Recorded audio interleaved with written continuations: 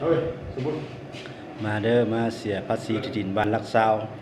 ผู้ใดมีดินอยู่บ้านลักซาวหรือมีอายมีน้องมีดินอยู่บ้านลักซาว